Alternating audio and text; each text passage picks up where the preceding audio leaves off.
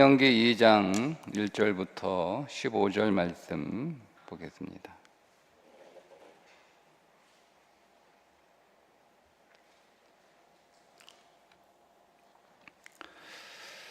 함께 읽습니다. 우리가 방향을 돌려 여호와께서 내게 명령하신 대로 홍해 길로 광야에 들어가서 여러 날 동안 세일산을 두루 다녔더니 여호와께서 내게 말씀하여 이르시되 너희가 이 산을 두루 다닌 지 오래니 돌이켜 북으로 나아가라. 너는 또 백성에게 명령하여 이르기를 너희는 세일에 거주하는 너희 동족 에서의 자손이 사는 지역으로 지날진대 그들이 너희를 두려워하리니 너희는 스스로 깊이 삼가고 그들과 다투지 말라. 그들의 땅은 한 발자국도 너희에게 주지 아니하리니 이는 내가 세일산을 에서에게 기업으로 주었습니다. 너희는 돈으로 그들에게서 양식을 사서 먹고 돈으로 그들에게서 물을 사서 마시라. 내 하나님 여호와께서 네가 하는 모든 일에 네게 복을 주시고 네가 이 큰 광야에 두루 다님을 알고 네 하나님 여호와께서 이 40년 동안을 너와 함께 하셨으므로 내게 부족함이 없었느니라 하시기로 우리가 세일산에 거주하는 우리 동족 에서의 자손을 떠나서 아라바를 지나며 엘락과 에시온 게벨 곁으로 지나 행진하고 돌이켜 모압 광야 길로 지날 때에 여호와께서 내게 이르시되 모압을 괴롭히지 말라. 그와 싸우지도 말라. 그 땅을 내가 네게 기업으로 주지 아니하리니 이는 내가 롯 자손에게 아르를 기업으로 주었습니다. 이전에는 에밈 사람이 거기 거주하였는데 아낙 족속같이 강하고 많고 키가 크므로 그들을 아낙 족속과 같이 르바임이라 불렀으나 모압 사람은 그들을 에밈이라 불렀으며 호리 사람도 세일에 거주하였는데 에서의 자손이 그들을 멸하고 그 땅에 거주하였으니 이스라엘이 여호와께서 주신 기업의 땅에서 행한 것과 같았느니라.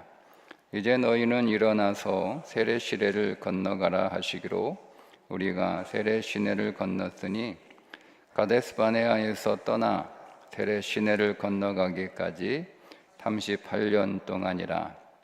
이때에는 그 시대의 모든 군인들이 여호와께서 그들에게 맹세하신 대로 진영 중에서 다 멸망하였나니 여호와께서 손으로 그들을 치사 진영 중에서 멸하신 고로 마침내는 다 멸망되었느니라.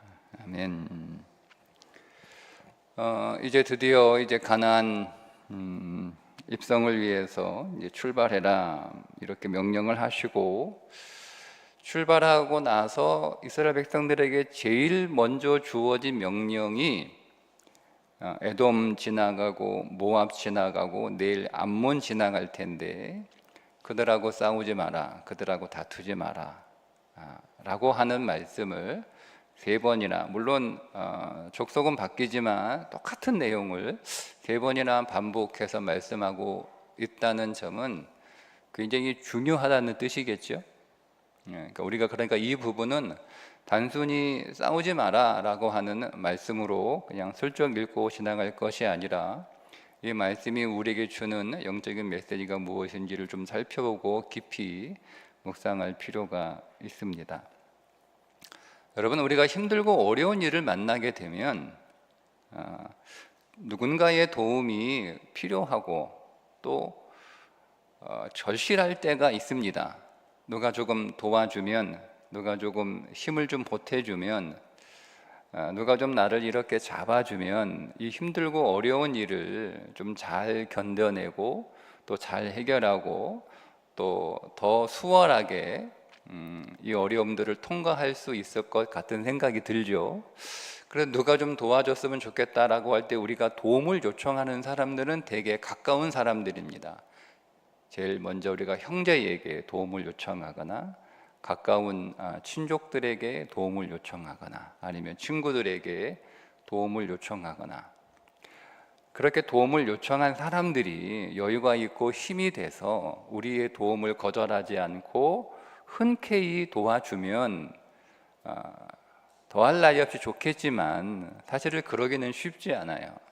그 때로는 내가 이렇게 도움을 기대하고 마땅히 저 사람은 나를 이렇게 내가 도움을 구하면 도와줘야 되지 않나 라고 하는 이런 생각도 있고, 그래서 이게 도움의 손을 내밀었는데 정작 그 도움을 거절당했을 때는 서운함이 굉장히 크잖아요. 때로는 그런 일들 때문에 이제 사이가 멀어지기도 하고 또 관계가 깨어지는 일도 종종 일어나기도 합니다. 이런 일이 일어났을 때 성경은 우리에게 어떤 해답을 주시는가에 관한 말씀이 오늘 본문의 말씀입니다.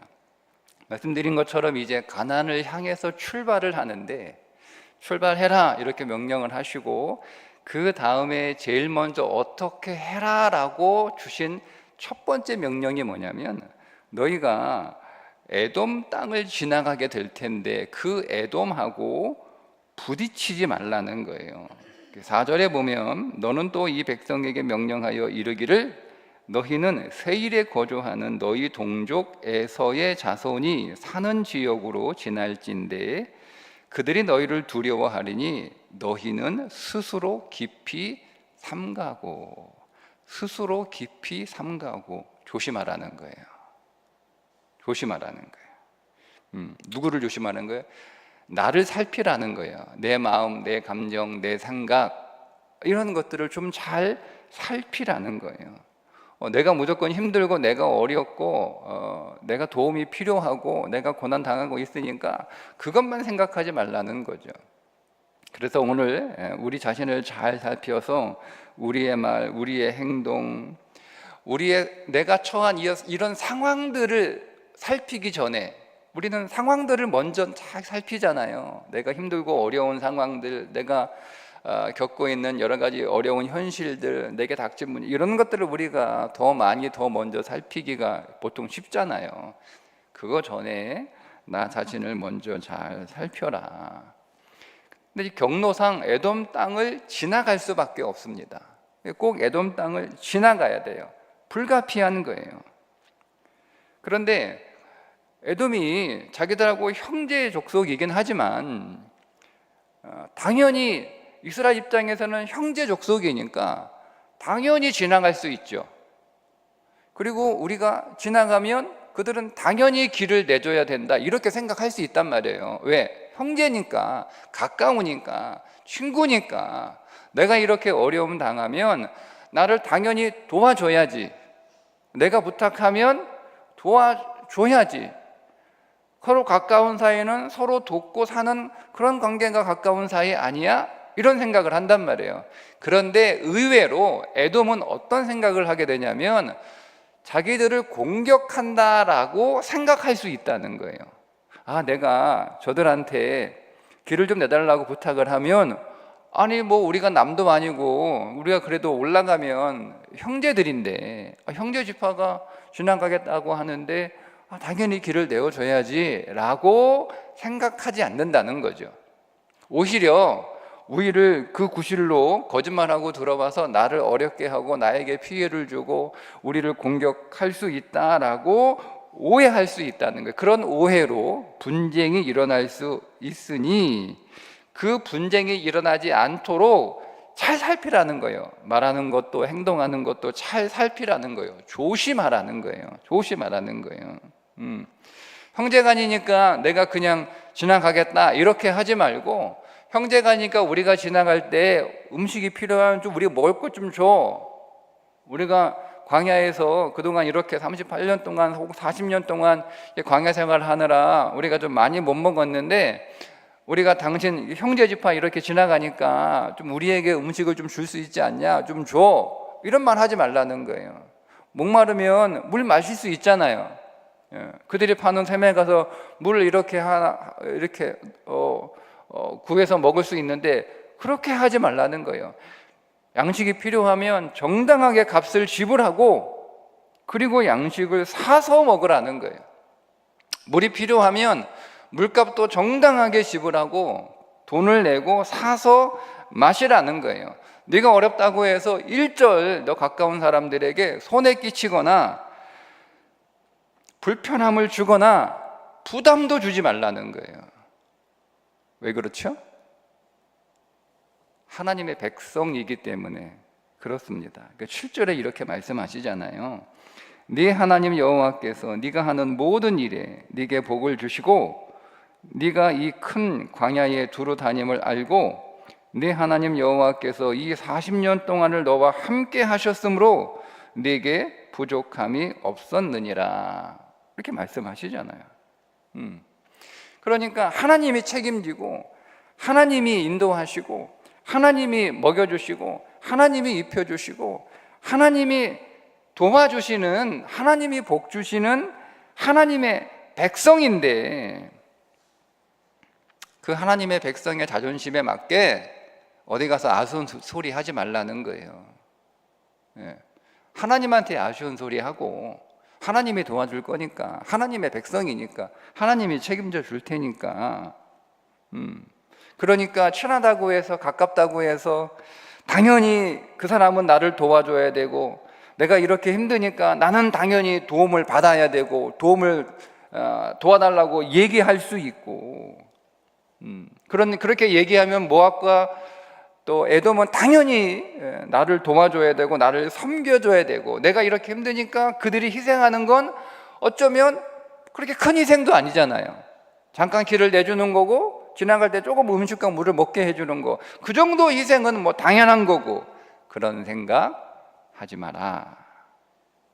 오히려 정당하게 대가를 지불하는 거예요. 정당하게 대가를 지불해라. 그들의 몫에 내 것이 하나도 없다는 거예요. 마치 내가 뭔가를 맡겨놓은 것처럼, 맡겨놓는 거 내놓으라고 하듯 그렇게 하지 마라. 그건 하나님의 백성이 할 행동은 아니라는 거예요. 하나 더 여러분 덧붙이면, 우리가 힘드니까 내가 조금 짜증내도, 내가 좀 이렇게 신경질 내고, 내가 좀 그렇게 해도 사람들은 나를 좀 이해해 줘야 돼. 왜? 내가 힘드니까, 내가 지금 어려우니까. 그러니까 내가 이렇게 해도 돼. 내가 이렇게 짜증내면 사람들은 나를 좀 받아줘야 돼. 그런 생각도 잘못됐다는 거예요. 그건 믿음의 백성의 태도가 아니라는 겁니다. 힘들어도 품위 있게 살라는 거예요. 어려워도 하나님의 백성 자존심 지키면서 살라는 거예요. 힘들어도 가까운 사람들한테 그들이 먼저 나서서 우리에게 도움을 주겠다라고 하기 전까지는 그들에게 짐이 되지 마라. 하나님 백성답지 않다라는 겁니다. 그러니 여러분, 힘들 때 우리가 더 하나님을 경험할 기회잖아요. 그분이 우리에게 실제가 될 수 있는 기회이고, 그분을 우리가 더 능력으로 만날 수 있는 기회이고, 우리가 여러분 그것 때문에 하나님의 백성이 된 거 아니에요?